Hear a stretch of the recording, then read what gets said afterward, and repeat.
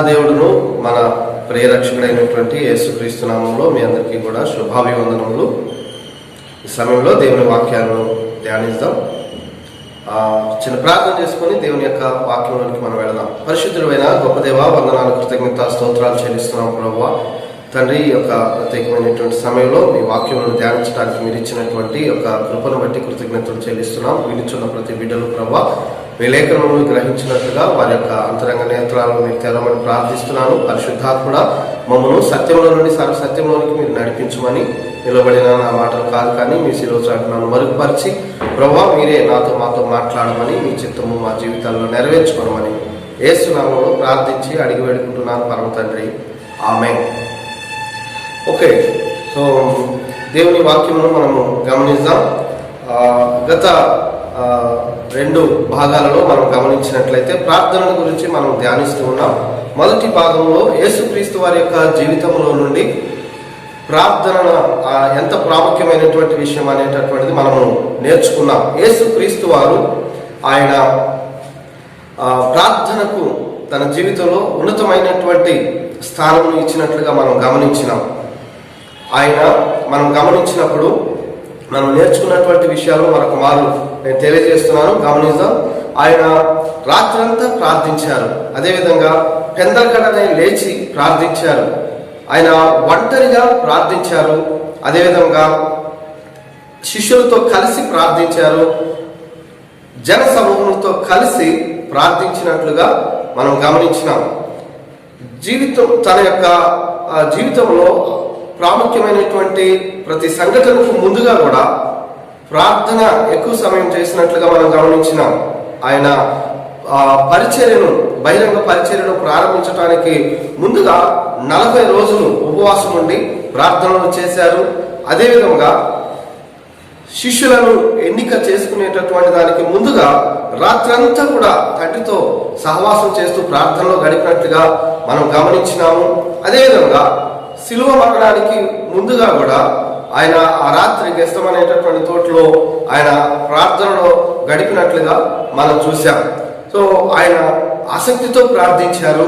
అదేవిధంగా ఆయన గౌరవంతో భయభక్తులు కలిగి తండ్రిని ఘనపరిచేటటువంటి హృదయములు కలిగి ప్రార్థన చేయటం అనేటటువంటిది మనం చూసాము. అదేవిధంగా ఆయన ప్రత్యేకమైనటువంటి విధానంలో ప్రత్యేకమైనటువంటి అంశమును ఏదాని కొరకైతే చేస్తున్నారో ఒక క్రమముగా ఆయన ప్రార్థించటం అనేటటువంటిది మనం చూసాం. ఈ విధంగా యేసుక్రీస్తు వారి యొక్క జీవితంలో ప్రతి విషయంలో కూడా ప్రార్థనకు పెద్దపీటను వేయటం అనేటటువంటి చూసాం. యేసుక్రీస్తు వారు గొప్ప గొప్ప ప్రసంగాలు చేయటం అనేటటువంటిది శిష్యులు విని ఉంటారు, చూశారు. అదేవిధంగా అద్భుతాలు, సూచక్రియలు, స్వస్థతలు చేయటం అనేటటువంటిది శిష్యులు గమనించినారు. అదేవిధంగా దయ్యాలను, భూతాలను వెళ్ళగొట్టడం అనేటటువంటిది, ఎన్నో మహత్కార్యాలు చేయటం అనేటటువంటి చూశారు. కానీ దాని అంతటికంటే కూడా ప్రార్థనకు ఆయన ఉన్నతమైనటువంటి స్థానాన్ని ఇచ్చారని, ప్రార్థన అనేది అత్యంత ప్రాముఖ్యమైనటువంటి విషయము అనేటటువంటిది శిష్యులు గ్రహించి ప్రభువా మాకు ప్రార్థన చేయట ఎలాగో నేర్పించమని చెప్పేసి శిష్యులను కోరారు. ఆ తర్వాత 2వ భాగంలో మనం గమనించినాము. ప్రార్థన వలన కలిగేటటువంటి 3 ముఖ్యమైనటువంటి మేలులను గురించి మనము నేర్చుకున్నాం. మొదటిగా ప్రార్థన ద్వారా మనము దేవుని యొక్క కృపా సింహాసనం యొద్దకు మనము సమీపించటం అనేటటువంటిది జరుగుతూ ఉన్నది. మానవుడు పాపము చేసి దేవునికి దూరం అయిపోయి దేవుని సమీపించలేనటువంటి పరిస్థితి. యేసుక్రీస్తు వారి యొక్క శిలువ మరణ పునరుద్ధానం ద్వారా పాపములకు క్షమాపణ అనుగ్రహించి, పాపకి విడుదల, విమోచనను అనుగ్రహించి నేరుగా దేవుని సమీపించగలిగేటటువంటి ఆ యొక్క కృపను యేసుక్రీస్తు వారి ద్వారా మనం పొందుకొని ఉంటున్నాం. కాబట్టి సమయోచితమైనటువంటి సహాయం పొందుకున్నట్లుగా కృపా సింహాసనం యొద్దకు తండ్రి దగ్గరకు మనము ప్రార్థన ద్వారా సమీపించగలుగుతున్నాం. అదేవిధంగా 2వదిగా ప్రార్థన చేయటం ద్వారా మన జీవితంలో ప్రధానమైనటువంటి శత్రువు అయినటువంటి సాతాను, అపవాది యొక్క తంత్రములను మనం ఎదిరించటం అనేటటువంటిది, అపవాదిని ఓడించి విజయవంతమైనటువంటి జీవితమును జీవించగలమనేటటువంటి విషయాన్ని మనం నేర్చుకుని ఉన్నాం. 3వదిగా ప్రార్థన ద్వారా దేవదూతుల యొక్క సహాయం మనం పొందుకుంటామనేటటువంటిది మనం నేర్చుకున్నాం. అయితే ఈ సమయంలో మనము ప్రార్థన ఎలా చేయాలి అనేటటువంటి అంశంను మనము ధ్యానిద్దాం. ఎలా ప్రార్థించాలి మనము ఈ యొక్క ప్రాముఖ్యమైనటువంటి విషయంలోనికి మనం ముందుకు వెళ్దాం. బైబిల్ గ్రంథంలో మనం గమనించినట్లయితే యోహాను రాసినటువంటి మొదటి పత్రిక 5వ అధ్యాయము 14వ వచనాన్ని నేను చదువుచున్నాను, గమనిద్దాం. ఆయనను బట్టి మనకు కలిగిన ధైర్యం ఏదనగా, ఆయన చిత్తానుసారముగా మనం ఏది అడిగినను ఆయన మన మనవి ఆలకించునన్నదియే. ఇక్కడ మనం గమనించినట్లయితే మనం దేవుని అడిగేటటువంటి విషయాలు, అంటే మనం ప్రార్థించేటటువంటి విషయం, ప్రార్థన అనగా దేవునితో సహవాసం చేయటం, ప్రార్థన అనగా దేవునితో సంభాషించటం, దేవుడు మాట్లాడేది మనము వినటం, దేవునితో మనము మాట్లాడటం, దేవుని మనం ఆశ్రయించటం, దేవుని పైన మనము ఆధారపడటం అనేటటువంటిది ప్రార్థన అయి ఉంటా ఉన్నది. అయితే ఈ ప్రార్థన మనం ఎలా చేయాలి అని అంటే, మొదటిగా దేవుని యొక్క చిత్తానుసారంగా మనము ప్రార్థించాలి.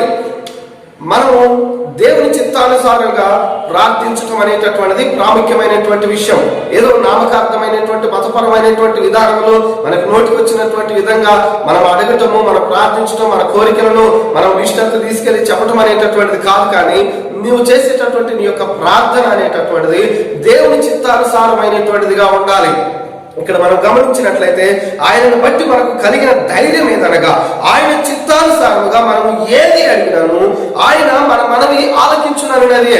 ఒకవేళ ఆయన చిత్తానుసారముగా మనము అడిగినట్లయితే, లేదా మనం అడిగేటటువంటిది దేవుని చిత్తానుసారముగా లేనట్లయితే దేవుడు మన మనవి ఆలకించడు అనేటటువంటి అర్థం కూడా ఇక్కడ వస్తూ ఉన్నది.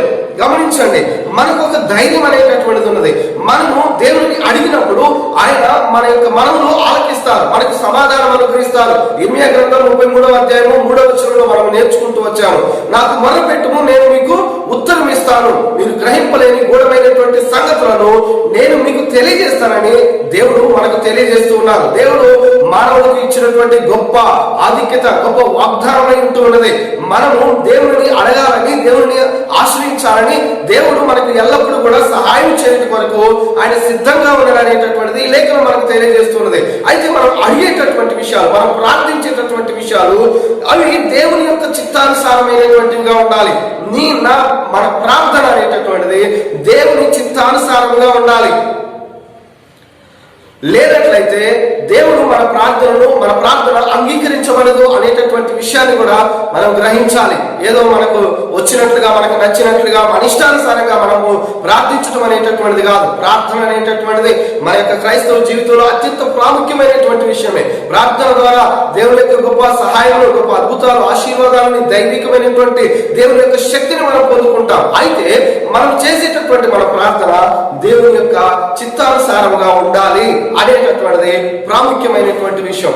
అయితే దేవుని యొక్క చిత్తము నేను ఎలా తెలుసుకుంటాను, దేవుని యొక్క చిత్తం అంటే ఏంటి అని కనుక మనం గమనించినట్లయితే, దేవుని యొక్క చిత్తము చాలాసార్లు దేవుని యొక్క చిత్తము తెలుసుకోవటం కొరకు ప్రజలైనటువంటి వారు దైవజనుల దగ్గరికి వెళ్ళి, లేకుంటే ఇతరులైనటువంటి వాళ్ళ దగ్గరికి వెళ్ళి, నా పట్ల దేవుని యొక్క చిత్తం ఏంటో చెప్పండి, నేను వివాహం చేసుకోవాలనుకుంటున్నాను, లేదా నేను ఉద్యోగంలోకి వెళదాం అనుకుంటున్నాను, లేకుంటే నా జీవితం పట్ల మీరు ప్రార్థన చేసి దేవుని చిత్తం ఏంటో చెప్పండి అని చెప్పేసి చాలా మంది అడుగుతూ ఉన్నారు. ఎందుకు ఇలా అంటే, వ్యక్తిగతమైనటువంటి దేవునితో సహవాసము, సంబంధము లేనటువంటి వారు దేవుని చిత్తము నీ పట్ల ఏంటి అనేటటువంటిది నీవు తెలుసుకోవటం లేక, దేవుని సన్నిధిలో సమయం గడపటం అనేటటువంటిది లేకపోవటాన్ని బట్టి ఇతరుల దగ్గరికి వెళ్ళి ఎవరో నీ కొరకు ప్రార్థించాలి, ఎవరో నీ పట్ల దేవుని చిత్తాన్ని నీకు తెలియజేయాలని నువ్వు ఆశించటం అనేటటువంటి జరుగుతూ ఉన్నది. ఈ దినాల్లో చాలా మంది ప్రజలైనటువంటి వారు ఈ విధంగానే ఉంటూ ఉన్నారు.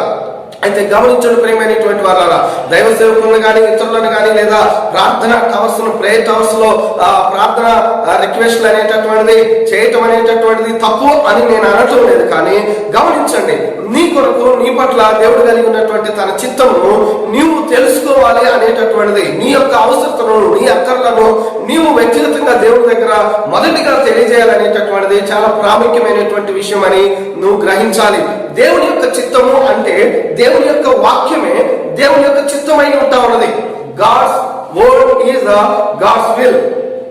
దేవుని యొక్క వాక్యమే దేవుని యొక్క చిత్తమై ఉంటా ఉన్నది. నీ పట్ల దేవుని యొక్క చిత్తమును నువ్వు తెలుసుకోవాలి. దేవుని యొక్క చిత్తము నేను ఏ విధంగా తెలుసుకోగలను అని అంటే, దేవుని వాక్యాన్ని నువ్వు చదవాలి, దేవుని వాక్యాలను నువ్వు ధ్యానించాలి, దేవుని వాక్యాలని నీవు వినాలి. అప్పుడు దేవుని యొక్క చిత్తమును తెలుసుకోవటం అనేటటువంటి జరుగుతుంది. బైబిల్ గ్రంథం అనేటటువంటిది ఇది వ్రాయబడినటువంటి దేవుని యొక్క చిత్తం బయలుపరచున్నటువంటి ఆ దేవుని యొక్క లోగోస్ వ్రాయబడినటువంటి దేవుని యొక్క చిత్తమై ఉంటా ఉన్నది. గమనించండి, దేవుని యొక్క చిత్తము మానవుడి పట్ల ఒకవేళ 100% దేవుని యొక్క చిత్తం ఉన్నట్లయితే ఆ 100%లో దాదాపుగా 80% అనేటటువంటిది బైబిల్ గ్రంథమైనటువంటి దేవుని వాక్యము ద్వారా దేవుడు తన చిత్తాన్ని మానవులకు తెలియజేశారు. ఇది సార్వత్రికమైనటువంటి దేవుని యొక్క చిత్తముగా ఉంటా ఉన్నది. గమనించండి, 80% దేవుని యొక్క చిత్తం అనేటటువంటిది దేవుడు తన వాక్యం ద్వారా ప్రవక్తల ద్వారా దేవుడు మనకు అనుగ్రహించడం అనేటటువంటి జరిగింది. అయితే ఈ యొక్క 80% దేవుని యొక్క చిత్తమును నీవు తెలుసుకొని నీవు ఈ యొక్క చిత్తానికి లోబడి విధేయత కలిగి జీవించడం ద్వారా మిగిలినటువంటి ఆ యొక్క 20% దేవుడు నీ పట్ల కలిగి ఉన్నటువంటి ఆ యొక్క రాయబడినటువంటి, ఉదాహరణకు నువ్వు ఎవరిని వివాహం చేసుకోవాలనేటటువంటిది బైబిల్ గ్రంథంలో రాయబడలేదు. నువ్వు ఏ ఉద్యోగంలో నువ్వు కొనసాగాలి అనేటటువంటిది దేవుని యొక్క బైబిల్ గ్రంథంలో లేఖనంలో రాయబడలేదు. అదేవిధంగా నువ్వు ఏ ప్రాంతంలో స్థిరపరచబడాలి, నువ్వు ఎక్కడ నీ యొక్క జీవితమును పరిచర్యం కావచ్చు, లేకుంటే నీ యొక్క వైవాహిక జీవితం కావచ్చు, నువ్వు కొనసాగించాలనేటటువంటి విషయాలు కూడా రాయబడలేదు. అయితే నువ్వు ఎప్పుడైతే వ్రాయబడినటువంటి దేవుని యొక్క చిత్తమును నువ్వు తెలుసుకొని ఈ యొక్క వ్రాయబడినటువంటి దేవుని యొక్క చిత్తమైనటువంటి దేవుని వాక్యమునకు నువ్వు విధేయత కలిగి నువ్వు జీవిస్తూ ఉంటావో, ఆ దేవునితో నువ్వు సహవాసం చేస్తూ నువ్వు కొనసాగుతూ ఉంటుండగా నీ పట్ల వ్రాయబడినటువంటి దేవుని యొక్క తన చిత్తమును వ్యక్తిగతంగా దేవుడు నీకు బయలుపరచడం అనేటటువంటిది జరుగుతూ ఉన్నది. కాబట్టి ప్రియమైనటువంటి దేవుని బిడ్డలారా, దేవుని యొక్క చిత్తానుసారంగా మనం ప్రార్థించాలి అనేటటువంటిది ప్రాముఖ్యమైనటువంటి విషయం. దేవుని యొక్క చిత్తానుసారంగా నువ్వు ప్రార్థించాలి అని అంటే దేవుని యొక్క చిత్తాన్ని నువ్వు తెలుసుకోవాలి. దేవుని యొక్క చిత్తము దేవుని యొక్క వాక్యమై ఉంటా ఉన్నది. దేవుని యొక్క వాక్యమును నువ్వు దివారాత్రులు ధ్యానించాలి. కీర్తన గ్రంథంలో 1వ అధ్యాయము 1వ వచనాల్లో మనం గమనించినట్లయితే రాయబడి ఉంటా ఉన్నది, యెహోవా ధర్మశాస్త్రమునందు ఆనందించుచు దివారాత్రులు దానిని ధ్యానించినటువంటి వాడు ధన్యుడు. వాడు నీటి కాలంలో ఓరన నాటబడినటువంటిది ఆకువాడక ఫలమిచ్చేటటువంటి చెట్టు వలె తను నిత్యము ఫలించేటటువంటి వ్యక్తిగా ఉండటం అనేటటువంటి జరుగుతుందని లేఖనాలు తెలియజేస్తూ ఉన్నాయి. దేవుని వాక్యమును ఆనందిస్తూ దేవుని వాక్యములను నువ్వు దివారాత్రులు నువ్వు ధ్యానించాలి. దేవుని వాక్యమును మనం ధ్యానించాలి. గమనించడం ప్రియమైనటువంటి వాళ్ళారా, దేవుడు నీ పట్ల ఎలాంటి ప్రణాళికలు కలిగి ఉన్నారు, ఆయన నీ కొరకు ఏం చేశారు, ఆయన నీ కొరకు ఏం చేస్తూ ఉన్నారు, నీ కొరకు ఆయన ఏం చేయబోతూ ఉన్నారు, ఆయన నిన్ను ఏ విధంగా ప్రేమించారు, నీ విమోచన కొరకు ఆయన ఏమో అనుగ్రహించారు, నీ పట్ల ఎలాంటి అద్భుతమైనటువంటి వాగ్దానములు పిలుపు ప్రణాళికలు ఆయన కలిగి ఉన్నారనేటటువంటిది నువ్వు తెలుసుకోవాలి అని అంటే నీవు దేవుని వాక్యమును నువ్వు ధ్యానించాలి. దేవుని వాక్యమును నువ్వు చదవాలి. దేవుని వాక్యమును నీవు శ్రద్ధగా వినాలి. ఇది క్రైస్తవుని యొక్క జీవితంలో అత్యంత ప్రాముఖ్యమైనటువంటి విషయం. చాలాసార్లు మనము దేవుని వాక్యాన్ని చదవము, దేవుని వాక్యాలను మనము ధ్యానించం, దేవుని వాక్యాలను వినటం కొరకు మనము సమయాన్ని కేటాయించము. దేవుని వాక్యము నీ జీవితంలో అత్యంత ప్రాముఖ్యమైనటువంటి విషయం. నువ్వు ఎంత గొప్ప ప్రార్థన పరుడైనా ఒకవేళ నీ ప్రార్థన అనేటటువంటిది వాక్యానుసారంగా లేనట్లయితే, దేవుని యొక్క చిత్తానుసారంగా నీ ప్రార్థన కనుక లేనట్లయితే నీ ప్రార్థన అంగీకరించబడదు. నీ ప్రార్థన అంగీకరించబడాలి అని అంటే సరైనటువంటి సత్ఫలితాలను నీ జీవితంలోనికి ప్రార్థన తీసుకురావాలి అని అంటే నీ ప్రార్థన దేవుని యొక్క వాక్యానుసారమైనటువంటిదిగా ఉండాలి. అయితే కొరకు నీ బైబిల్ గ్రంథమును నీవు అనుదినము కూడా ధ్యానించాలి. ఎంత సమయం దేవుని వాక్యం కొరకు నువ్వు కేటాయిస్తూ ఉన్నావు, ఎన్ని పుస్తకాలను దేవుని యొక్క వాక్యం నువ్వు చదువుతున్నావు, ఎంతగా దేవుని యొక్క వాక్యమును నువ్వు చదువుతూ ధ్యానిస్తూ వింటూ దేవుని యొక్క చిత్తమును దేవుని ప్రణాళికలు పిలుపు నీ పట్ల ఏమైనా నువ్వు గ్రహిస్తున్నావు అనేటటువంటిది నువ్వు గమనించాలి. ప్రియమైనటువంటి దేవుని బిడ్డలారా, నీవు ఎంతో సమయం దేవుడు మనకు అనుగ్రహించి ఉంటా ఉన్నారు. నీవు దేవుని వాక్యములను నీవు తెలుసుకోవాలి, దేవుని చిత్తాన్ని నువ్వు గ్రహించాలి. బైబిల్ గ్రంథంలో మనం యెహోషువ గ్రంథంలో మనం గమనించినట్లయితే మోషే చనిపోయిన తర్వాత యెహోషువను నాయకుడిగా ఎన్నుకొని దేవుడు తన ప్రజలను ఆ యొక్క వాగ్దాన దేశమునకు ఆయన ప్రామిస్ ల్యాండ్కి నడిపించడం అనేటటువంటి జరుగుతూ ఉన్నది. అయితే దేవుడు అక్కడ మోషే చనిపోయిన తర్వాత 1వ అధ్యాయంలో యెహోషువ గ్రంథంలో మాట్లాడుతూ అనేకమైనటువంటి వాగ్దానాలను దేవుడు ఇస్తా ఉన్నారు. నువ్వు బ్రతుకు దినములన్నిటిలో ఏ మనుషుడు నీ ఎదుట నిలవలేడు, నేను మోషేకు తోడై ఉన్నట్లుగా నేను నీకు నువ్వు తోడై ఉంటాను, నిబ్బరము కలిగి ధైర్యంగా ఉండు, నేను ఇస్తానని చెప్పినటువంటి యొక్క వాగ్దాన దేశంలోనికి నా ప్రజలను తీసుకుని వెళ్తాం. అనేకమైనటువంటి దేవుడు తన వాగ్దానాలను, తన ప్రజల పట్ల కలిగినటువంటి వాగ్దానాలను, తన పట్ల కలిగినటువంటి ప్రణాళికలను దేవుడు యెహోషువకు తెలియజేస్తున్నారు. అయితే ఇదంతా ఎలాగో సాధ్యమవుతుంది, ఇదంతా ఎలాగో ముందుకు వెళ్ళాలి అని అంటే దేవుడు అక్కడ 8వ వచనంలో మాట్లాడుతున్నారు. ఈ ధర్మశాస్త్ర గ్రంథమును నీవు బోధింపగా తప్పిపోకూడదు, దీనిలో వ్రాయబడినటువంటి వాటన్నిటి ప్రకారము చేయనట్లుగా నీవు దివారాత్రులు దీనిని ధ్యానించిన ఎడలా నీవు చక్కగా ప్రవర్తిస్తావు, నీ మార్గాన్ని నీవు వర్ధిల్ల చేసుకుంటావు అని చెప్పేసి దేవుడు అక్కడ తనకు కండిషన్ ఇవ్వటం అనేటటువంటి జరుగుతా ఉన్నది. నీ జీవితంలో దేవుని వాగ్దానాలు, దేవుని పిలుపులు, ప్రణాళికలు, గొప్ప గొప్ప దేవుని యొక్క అద్భుతమైనటువంటి ఉద్దేశాలు నీవు తెలుసుకోవాలి అని అంటే you have to read the Bible. ప్రతిరోజు కూడా నీవు దేవుని వాక్యాన్ని నీవు చదవాలి, దేవుని వాక్యాలను నీవు ధ్యానించాలి, దేవుని వాక్యాలను నీవు వినటం అనేటటువంటిది ప్రాముఖ్యమైనటువంటి విషయం. అందుకొరకే ఈ దినములలో మనం సంఘములుగా ఒకవేళ సమాజంగా కూడుకోకపోయినప్పటికీ ఆయా రీతులుగా దైవజనులైనటువంటి వారు దేవుని యొక్క సందేశంలో మీకు అందించడం జరుగుతున్నది. దేవుని వాక్యమును నువ్వు నేర్చుకోవటం కొరకు ఒక ఆధ్యాత్మికమైనటువంటి నాయకులు నీవు కలిగి ఉండాలి, ఒక సంఘములో నువ్వు నాటబడి ఉండాలి, ఒక సంఘ సహవాసంలో నువ్వు కొనసాగుతూ ఉండాలి. దేవుని యొక్క వాక్యంలో అనునిత్యము కూడా నీకు బోధిస్తూ దేవుని యొక్క పిలుపులో, ప్రణాళికలో నిన్ను నడిపించేటటువంటి నాయకత్వంలో నువ్వు కొనసాగటం అనేటటువంటిది అత్యంత ప్రాముఖ్యమైనటువంటి విషయం. అప్పుడే దేవుని యొక్క చిత్తమును నీ పట్ల నువ్వు తెలుసుకోవటం అనేటటువంటిది, దేవుని లేఖనాలను ఎరిగినటువంటి వ్యక్తిగా ఉండి నువ్వు దేవుని యొక్క చిత్తంలో నువ్వు ముందుకు కొనసాగుతావు. ఎప్పుడైతే దేవుని వాక్యాన్ని నువ్వు చదువుతావో, దేవుని వాక్యాన్ని నువ్వు ధ్యానిస్తూ ఉంటావో, దేవుని వాక్యములను నువ్వు శ్రద్ధగా వినటం జరుగుతావో గమనించండి. దేవుడు నిన్ను ఎంతగా ప్రేమిస్తున్నారు, దేవుడు నీ కొరకు ఏం చేశారు, దేవుడు నీ కొరకు ఏం చేయబోతున్నారు, భవిష్యత్తులో నీ పట్ల ఆయన కలిగినటువంటి ఉద్దేశాలు ఏంటి అనేటటువంటి, దేవుడు ఎవరు, దేవుడు ఏమై ఉన్నారు, దేవుడు ఎలాంటి వాడు, దేవుడి గుణలక్షణాలు ఏంటి, దేవుడు ఎంత ప్రేమ కలిగినటువంటి వారు, నిన్ను ఎంతగా ప్రేమిస్తున్నారు, ఆయన ఎంత శక్తివంతుడు, ఆయన ఎంత అధికారము శక్తిని కలిగినటువంటి వారు అనేటటువంటి అద్భుతమైనటువంటి విషయాలన్నింటినీ కూడా దేవుని యొక్క చిత్తం ద్వారానే, దేవుని వాక్యం ద్వారానే నువ్వు తెలుసుకోవటం అనేటటువంటి జరుగుతూ ఉన్నది. దేవుని చిత్తమును నువ్వు తెలుసుకుని దేవుని వాక్యమును ఎరిగినటువంటి వ్యక్తిగా ఉండి వాక్యానుసారంగా నువ్వు ఎప్పుడైతే ప్రార్థించడం మొదలు పెడతావో నీ ప్రార్థన శక్తివంతమైనటువంటి ప్రార్థనగా ఉండటం జరుగుతుంది. నీ ప్రార్థన ప్రతిఫలాలను తీసుకొచ్చేటటువంటి ప్రార్థనగా ఉంటా ఉన్నది. యేసుక్రీస్తు వారు కూడా మనం గమనించినప్పుడు, ఆయన ప్రార్థించినప్పుడల్లా కూడా మనం చూస్తూ ఉంటాం, తండ్రి నువ్వు ఎల్లప్పుడూ నా మనవిని ఆలకించే దేవుడు ఆలకించేవాడు ఉన్నావని నీకు నేను మొరపెడుతున్నాను, మీరందరూ తెలుసుకున్నట్లుగా ఈ కార్యం జరిగించమని ప్రార్థిస్తారు. అంటే ఏంటి, నాకు తెలుసు తండ్రి, నేను ప్రార్థించినప్పుడు నువ్వు వింటావు. అది ఎలా తెలుస్తుంది? దేవుని వాక్యం దాన్ని నువ్వు చదవటం ద్వారా. ఈ విధంగా దేవుని యొక్క చిత్తానికి నువ్వు అప్పగించుకొని దేవుని చిత్తానుసారంగా ప్రార్థించినప్పుడు దేవుని అద్భుతాలను, ఆశీర్వాదాలను నీ జీవితంలో పొందుకుంటావు. రెండవదిగా మనము విశ్వాసముతో ప్రార్థించాలి. నీవు ప్రార్థించేటటువంటి నీ ప్రార్థన అనేటటువంటిది విశ్వాస సహితమైనటువంటి ప్రార్థనగా, విశ్వాసముతో విశ్వాసం కలిగి మనము ప్రార్థించేటటువంటి వారముగా ఉండాలి. బైబిల్ గ్రంథంలో మనం గమనించినప్పుడు హెబ్రీయులకు రాసినటువంటి పత్రిక, బైబిల్ గ్రంథంలో దేవుని వాక్యాన్ని మనం గమనిద్దాం. హెబ్రీయులకు రాసినటువంటి పత్రిక 11వ అధ్యాయము 6వ వచనాన్ని నేను చదువుతున్నాను, గమనిద్దాం.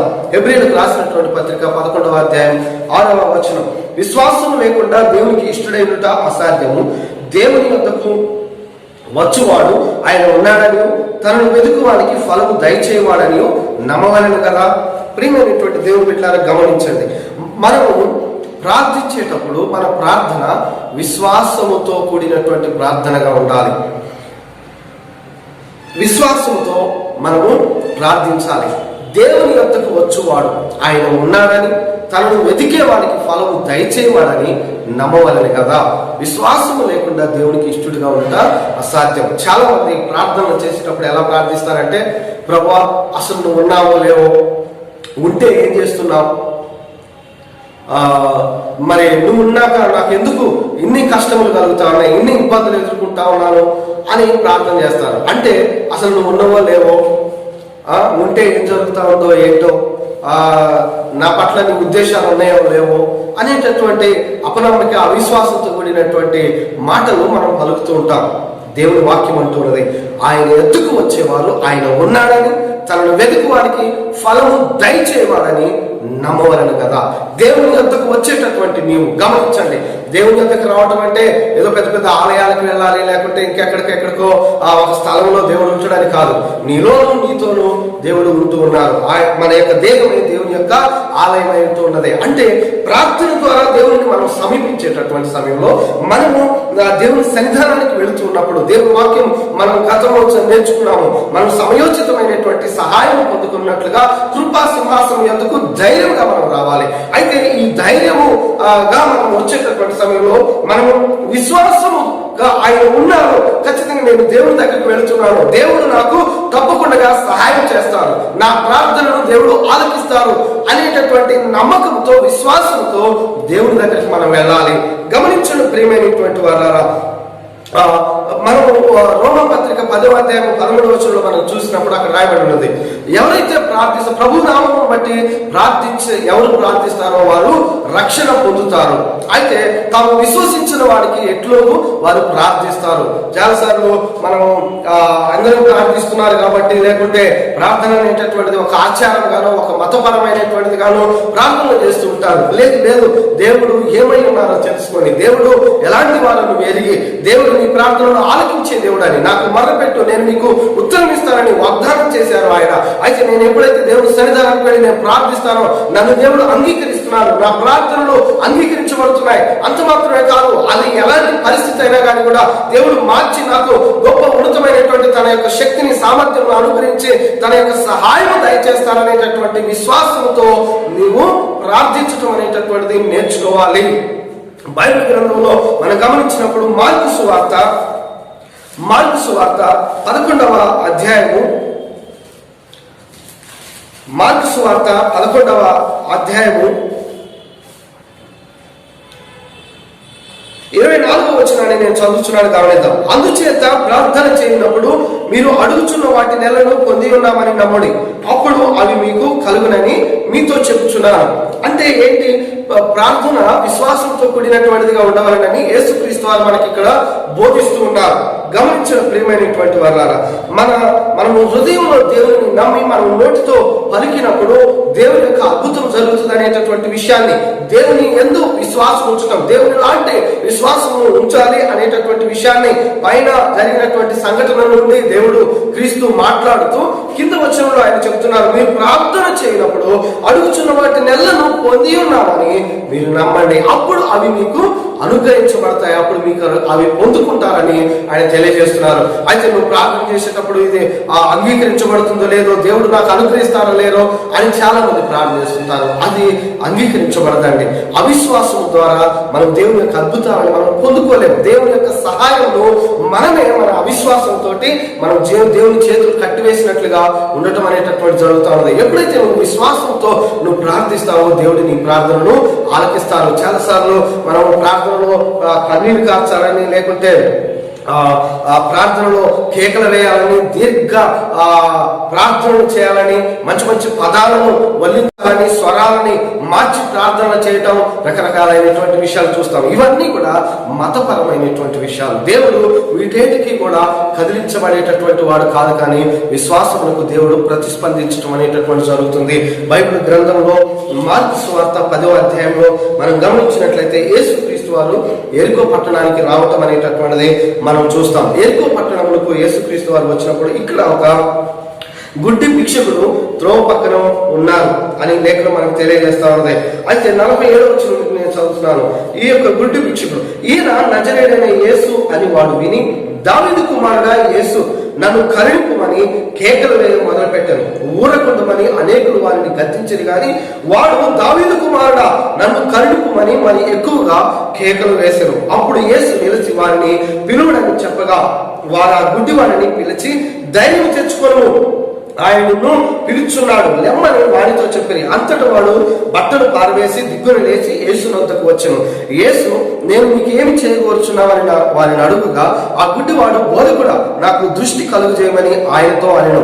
అందుకు యేసు, నీవు వెళ్ళుము, నీ విశ్వాసము నిన్ను స్వస్థపరచనని చెప్పాను. వెంటనే వాడు త్రోవను ఆయన వెంట చూపు పొంది వెళ్ళాను. ప్రియమైనటువంటి దేవుని బిడ్డలారా, గమనించండి, ఇక్కడ గుడ్డి భిక్షకుడు ఉంటా ఉన్నాడు.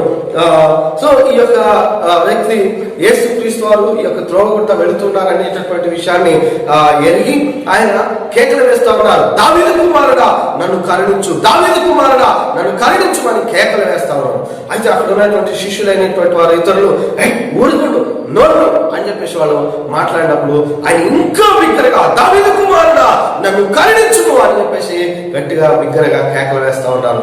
అయితే యేసుక్రీస్తు వారు అక్కడ నిలిచి అతన్ని పిలవండి అని చెప్పేసి అంటున్నారు. యేసుక్రీస్తు వారు గమనించిన ప్రేమైనటువంటి వారు యేసుక్రీస్తు వారు త్రోవగుంట వెళ్తా ఉన్నారు. కానీ దావీదు కుమారుడా యేసు ఇక్కడ ఒక గొప్ప ప్రత్యక్షతను తను బాహ్యపరంగా గుడ్డివాడై ఉన్నప్పటికీ కూడా యేసుక్రీస్తు వారు ఎవరు, ఆయన మెస్సయ్య, ఆయన రక్షకుడు, దావీదు వంశంలో నుండి రక్షకుడు వస్తారనేటటువంటి యూదులు నిరీక్షించేటటువంటి మెస్సయ్య ఏమే అనేటటువంటి ఆ సత్యాన్ని ఎరిగినటువంటి వ్యక్తిగా ఈ యొక్క వ్యక్తి ఏం చేస్తా అంటే దావీదు కుమారుడా నన్ను కరుణించమని చెప్పేసి కేకలు వేస్తా ఉన్నాడు. గమనించండి, యేసుక్రీస్తు వారు ఆ కేకలో లేకపోతే కన్నీళ్లు నిలిపివేయటం అనేటటువంటిది కాదు, తనలో ఉన్నటువంటి విశ్వాసాన్ని యేసుక్రీస్తు వారు చూస్తున్నారు. అక్కడ వారు ఆయన పిలుస్తున్నారని చెప్పేసి తీసుకెళ్లిన తర్వాత యేసుక్రీస్తు వారు అడుగుతా ఉన్నారు, అయ్యా నేను నీకు ఏం చేయాలని నువ్వు కోరుకుంటున్నావు అన్నప్పుడు వెంటనే ఆ వ్యక్తి అంటారు, ప్రభువా నాకు చూపు కలుగు చేయము, దృష్టి వచ్చేటట్లుగా నాకు చేయమని చెప్పేసి అనగానే అయితే వెళ్ళు నీ విశ్వాసమే నిన్ను స్వస్థపరుస్తుందని యేసయ్య అన్నారు. అయితే ఇదేంటండి, నన్నేం ముట్టుకోలేవు, నా కళ్ళనేం తాకలేవు, నాకేమి చేతులు పెట్టి నన్నేమి ఊపలేవు, నన్ను కింద పడేసి పైకి లేపలేవు అనేటటువంటిది ఏది కూడా ఆయన మాట్లాడలేడండి. ఆయన సంతోషంగా వెనక్కి వెళ్ళిపోతా ఉన్నాడు. వెళుతూ ఉండగా ఆ యొక్క వ్యక్తి స్వస్థత పొంది చూపు పొందుకున్నటువంటి వ్యక్తిగా మార్చబడడాన్ని దేవుని యొక్క లేఖనాలు మనకు తెలియజేస్తున్నాయి. ఆయన విశ్వాసము ఆయన స్వస్థపరిచింది. అక్కడ ఆయన ప్రార్థన చేస్తా ఉన్నాడు, దావీదు కుమారుడా నన్ను కరుణించమని చెప్పేసి. నీవు నేను మనం కూడా ప్రార్థిస్తున్నాం. మన ప్రార్థన విశ్వాసంతో కూడినటువంటి ప్రార్థనగా ఉండాలి. విశ్వాసము ద్వారా దేవుని యొక్క కార్యములను మన జీవితంలో మనం పొందుకుంటాం. విశ్వాస సహితమైనటువంటి ప్రార్థన రోగిని స్వస్థపరుస్తుందని లేఖనాలు తెలియజేస్తున్నాయి. గమనించడం ప్రియమైనటువంటి వారు, విశ్వాసం లేకుండా ఆయన ఉన్నారు, నేను వెళుతున్నా, ఒకవేళ ఆ యొక్క వ్యక్తిని పిలవగానే ఆయన తన బట్టను పారవేసి తను అడుక్కునేటటువంటి ఆ గిన్నెను పడవేసి ఆయన వెళ్ళినట్లుగా మనం చూస్తున్నాం.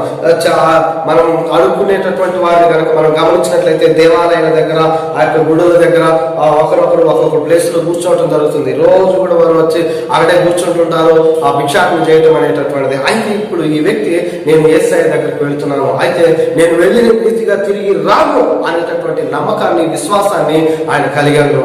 ఆయన ప్రార్థన చేశారు. యేసుక్రీస్తు వారు బ్రహ్మని ఆహ్వానిస్తున్నారు, ఏంటి నీకేం కావాలో తెలియజేయమన్నప్పుడు యేసయ్య ఆయన అడుగుతా ఉన్నారు. అయితే ఆయన వెళ్ళేటటువంటి సమయంలో తన విశ్వాసం క్రియలో కనపరచబడుతుంది. గమనించండి, ఇక్కడ ఆయన ఏం చేస్తా ఉన్నారు, తన యొక్క బట్టను పారవేసి తను అడుక్కునేటటువంటి బొచ్చెను పడవేసేసి ఆయన లేచి వెళ్ళిపోతా ఉన్నారు. ఒకవేళ నేను ఇక్కడికే వస్తాను, మరి అక్కడ వెళ్తున్నాను, చూపు వస్తుందో రాదో తెలియదు, కానీ మరలా మరి నేను నా బ్రతుకు దేరు ఇదే కాబట్టి నేను గుడ్డోనే లాగానే ఉంటాను అనేటటువంటి ఉద్దేశంతో నేను ఇక్కడే ఉంచండి, ఇలాగనే ఉంచండి, నా ప్లేసు, నా బట్టలు, నా బొచ్చు ఇవన్నీ ఇక్కడే ఉంచండి అని చెప్పేసి ఆయన వెళ్ళిపోలేదండి. ఎందుకంటే తనకు తెలుసు, నేను రక్షకుడు ప్రభు దగ్గరికి నేను వెళుతున్నాను, నాకు మొరపెట్టుము, నేను నీకు ఉత్తరం ఇస్తానని ఆయన అన్నారు. నేను ఆయన దగ్గరికి వెళ్తున్నాను, నేను వెళ్ళిన రీతిగా తిరిగి రాను అనేటటువంటి గొప్ప విశ్వాసాన్ని ఆయన కలిగి ఉన్నారు.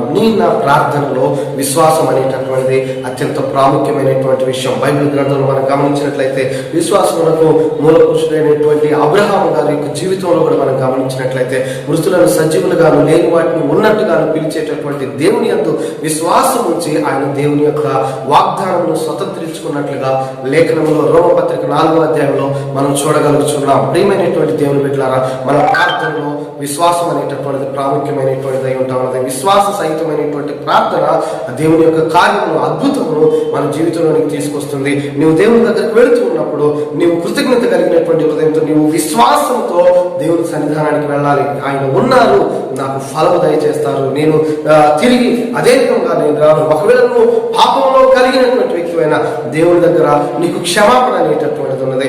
ఆయన యొక్క రక్తం ద్వారా నీకు విమోచన ఆయన అనుగ్రహించారు, నీకు విడుదల అనేటటువంటిది ఉన్నది. ఆయన దగ్గర నీకు క్షమాపణ అనుగ్రహించబడుతున్నది. ఆయన నీ పాపముల కొరకు ప్రాయశ్చిత్తముగా తన రక్తమును చెల్లించి తన ప్రాణాలు అర్పించారనేటటువంటి విషయాన్ని నువ్వు గమనించు. సమయోచితమైనటువంటి సహాయం పొందినట్లుగా నీవు కృపా సింహాసనం యొద్దకు ధైర్యంగా విశ్వాసంతో నువ్వు వెళ్ళాలి. అదేవిధంగా దేవుని యొక్క చిత్తానుసారంగా, అంటే నేను వెళుతున్నాను, ఏమవుతుందో, ఏం చేస్తారో, అవుతుందో కాదు అనేటటువంటిది కాదు, కానీ నా ప్రార్థనను ప్రభు అంగీకరిస్తారు. ఆయన నా ఎద్దుకు రండి, నేను మీ ఎద్దుకు వస్తానంటూ ఉన్నారు. నా తట్టు తిరగండి, నేను మీ తట్టు తిరుగుతాను అని చెప్పేసి ఆయన అంటూ ఉన్నారు. కాబట్టి నువ్వు ఎవరైనా సరే, నువ్వు ప్రభు సన్నిధానానికి వెళ్ళినప్పుడు నువ్వు విశ్వాసంతో కనుక వెళ్ళినట్లయితే, ఆయన చిత్తానుసారంగా నువ్వు ప్రార్థించేటటువంటి నీ ప్రార్థన కనుక ఉన్నట్లయితే, దేవుని యొక్క అద్భుతాలు, ఆశీర్వాదాలు నీ జీవితంలో నువ్వు అనుభవిస్తావు. ప్రేమైనటువంటి దేవుని బిడ్డలారా, ప్రార్థన మన జీవితంలో అత్యంత ప్రాముఖ్యమైనటువంటి విషయం. క్రైస్తవుని యొక్క జీవితంలో ప్రార్థన అనేటటువంటిది ఒక ఊపిరి లాంటిది అనేటటువంటి విషయాన్ని మనం గమనించాలి. ప్రార్థన ద్వారా దేవుని యొక్క సహాయం, దేవుని యొక్క కృపను మనం పొందుకోవటం అనేటటువంటి జరుగుతుంది. ప్రార్థన ద్వారా దేవుని యొక్క అద్భుతాలను, ఆశీర్వాదాలను, అసాధారణమైన దేవుని శక్తిని మన జీవితంలోనికి మనం పొందుకోవటం అనేటటువంటి జరుగుతుంది. ప్రార్థించకుండా దేవుని యొక్క శక్తిని, దేవుని యొక్క సహాయం పొందుకోలేము. ప్రార్థన చేయకపోవటం అనేటటువంటిది నేను మొదట్లో చెప్పాను. మరొక మాటలో చెప్పడం ఏంటంటే, దేవా నీవు నాకు అవసరం లేదు, నీ అవసరత, నీ అక్కర నాకు లేదు అని తెలియజేయటం అనేటటువంటిది ప్రార్థన చేయకపోవటం అనేటటువంటిది. ప్రార్థన ద్వారా దేవునితో సహవాసాన్ని, సంబంధాన్ని మనం ఏర్పరచుకోవాలి. దేవుని సన్నిధిలో మనం సమయం గడపాలి. నువ్వు దేవునితో మాట్లాడుతుండగా దేవుడు నీతో మాట్లాడేటటువంటి మాటలు వినటం కొరకు నీ యొక్క ఆత్మ అంతరంగ పురుషుల్ని నీవు పెంపొందించుకోవటం అనేటటువంటిది, ఆ సామర్థ్యాన్ని పెంపారు చేసుకోవటం అనేటటువంటిది ప్రాముఖ్యమైనటువంటి విషయం. యేసుక్రీస్తు వారి జీవితంలోనే ప్రార్థన అనేటటువంటి దానికి ఆయన పెద్దపీట వేయటం, ఉన్నతమైనటువంటి స్థానాన్ని ఇవ్వటం మనం గమనించినాం. అయితే నా జీవితంలో ప్రార్థన ఇంకెంతో ప్రాముఖ్యమైనటువంటిది అయి ఉంటా ఉన్నది. మనం వ్యక్తిగతంగా మనం ప్రార్థించాలి, కుటుంబాలుగా మనం ప్రార్థించాలి, సంఘ సహవాసంలో మనం ఉండి ప్రార్థించాలి. మన ప్రార్థన అనేటటువంటిది దేవుని చిత్తానుసారంగా, దేవుని వాక్యాలే దేవుని యొక్క చిత్తమై ఉంటా ఉన్నది. దేవుని చిత్తానుసారంగా మనం ప్రార్థించడం నేర్చుకోవాలి. దేవుని చిత్తమును మనం తెలుసుకోవటం కొరకు దేవుని వాక్యంలో అనుదినము మనం ధ్యానించే వారంగా, చదివే వారంగా, దేవుని వాక్యములను మనం శ్రద్ధగా వినేటటువంటి వారంగా మనం ఉండాలి. ఆ విధంగా మనము ఎప్పుడైతే దేవుని వాక్యములను మనం చదువుతుంటామో, ధ్యానిస్తూ ఉంటామో, దేవుని మాటలు మనం వింటూ ఉంటామో, దేవుని పైన మనకు విశ్వాసం పెరగటం జరుగుతుంది. వాక్యం అంటుంది రోమపత్రిక 10:17 వినుట వలన విశ్వాసం కలుగును, వినుట క్రీస్తుని గురించిన మాట వలన కలుగును. మనం లోకంలో ఎన్నో మాటలు వింటూ ఉన్నాం, మనుషుల మాటలు, వైద్యుల యొక్క మాటలు మనం వింటూ ఉన్నాం. ఇవన్నీ కూడా మనకు ధైర్యాన్ని ఇవ్వవు, మనకు నిరీక్షణ అనేటటువంటి ఇవ్వవు, కానీ దేవుని యొక్క మాటలే మనకు నిరీక్షణ ఇస్తూ ఉన్నాయి. దేవుని యొక్క వాక్యమే మనకు ధైర్యాన్ని కలుగజేస్తుంది. మనం ఈ విధంగా దేవుని వాక్యాన్ని చదివి దేవుని పైన విశ్వాసాన్ని మనం పెంపొందింపజేసుకొని విశ్వాసంతో మనం ప్రార్థించినప్పుడు దేవుని యొక్క అద్భుతాలు, ఆశీర్వాదాలను మనం పొందుకుంటాం. దేవుని వాగ్దానాలను మనం స్వాధీనపరచుకోవటం జరుగుతుంది. ఇటు రీతిగా ఆ ప్రార్థన జీవితంలో దేవుడు మనకందరికీ అనుగ్రహించును గాక. ఆమేన్. ప్రార్థన చేసుకుందాం. కళ్ళు మూసుకొని ప్రార్థనలో మనం ఏకీభవిద్దాం. పరిశుద్ధుడమైన గొప్ప దేవా, మీకే వందనాలు, కృతజ్ఞత, స్తోత్రాలు చెల్లిస్తున్నామయ్యా. ప్రార్థన మా యొక్క జీవితాల్లో ఎంత ప్రాముఖ్యమైనటువంటిదో ప్రభువా, మీరు మాట్లాడిన ప్రతి లేఖనములను బట్టి మీ కృతజ్ఞతలు చెల్లిస్తున్నాం. ప్రభువా, మీ యొక్క జీవితంలో నుండి ప్రార్థనకు మీరు ఉన్నతమైనటువంటి స్థానం ఇచ్చినారని, ప్రభువా, ప్రార్థనకి ఎంత ప్రాధాన్యత ఇచ్చినారో మేము నేర్చుకుని ఉన్నాం. ప్రార్థన ద్వారా ప్రభువా మేము శత్రువులను ఓడించే దేవా మీ శక్తిని పొందుకుంటామని, ప్రార్థన ద్వారా సమయోచితమైనటువంటి సహాయం పొందుకున్నట్లుగా కృపా సింహాసనం యొద్దకు మేము చేరుకుంటామని, ప్రార్థన ద్వారా మీ దేవదూతల యొక్క సహాయం మేము పొందుకుంటామని మీరు మాట్లాడారు. అదేవిధంగా ప్రార్థన ద్వారా ప్రభు ప్రార్థన విశ్వాసంతో చేయాలని, ప్రార్థన మీ యొక్క చిత్తానుసారంగా చేయాలనేటటువంటి అమూల్యమైన వాక్కులను మీరు మాకు తెలియజేసినందుకు వందనాలు ప్రభు. ప్రతి బిడ్డ కూడా ప్రభు దేవ గొప్ప ప్రార్థన పరుడుగా ఉండినట్లుగా మీరు మార్చమని ప్రార్థిస్తున్నాను. ప్రతి ఒక్కరిని ప్రార్థన ఆత్మతో మీరు నింపమని ప్రార్థిస్తున్నాము ప్రభు. మేము వ్యక్తిగతంగా ప్రార్థించే వారుగా, కుటుంబాలుగా, సంఘములుగా ప్రభు ప్రార్థించే వారుగా, మీతో ప్రార్థన ద్వారా ఉన్నతమైన సంబంధమును, సహవాసమును కలిగి జీవించే వారంగా ఉండటానికి మీ సహాయం దయచేయమని దేవా, వాక్యమైన ప్రతి బిడ్డను మీరు దీవించి ఆశీర్వదించండి. వారి జీవితాల్లో ఉన్న ప్రతి విపత్తులు యేసు నామములో దేవ పరిస్థితులు మార్చబడును గాక. వారికి ఉన్న శోధన, శ్రమలు, సమస్యల నుంచి సంపూర్ణ విడుదల మీరు దయచేయండి. మీ యొక్క కృపను వారికి మీరు అనుగ్రహించమని ప్రార్థిస్తున్నాను. ప్రతి బిడ్డల యొక్క అవసరాలు, అక్కర్లు మీ ఐశ్వర్యంలో తీర్చి ఆశీర్వదించండి ప్రభా. బిడ్డలందరికీ ఎవరైతే అనారోగ్యంతో, వ్యాధితో బాధపడుతున్నారో మీ స్వస్థత యేసు నామములో వారికి కలుగును కాక. మీ దైవికమైనటువంటి కటాక్షను వారికి మీరు అనుగ్రహించండి ప్రభా. ప్రతి బిడ్డను మీరు ఆశీర్వదించండి తండ్రి. దీవించమని, మహిమను పొందమని దేవా ఈ యొక్క ప్రార్థన అనేటటువంటి అంశం గురించి అనేక సత్యములను నేర్చుకోవడానికి మీరు ఇచ్చిన కృపకై కృతజ్ఞతలు చెల్లిస్తూ ఈ మాటలను దేవా మీరు మా వినికిడిలో దీవించి ఆశీర్వదించమని యేసు నామములో ప్రార్థించి అడిగి వేడుకుంటున్నాను పరమ తండ్రి. ఆమేన్. ఆమేన్. దేవుడు మిమ్మల్ని దీవించును గాక.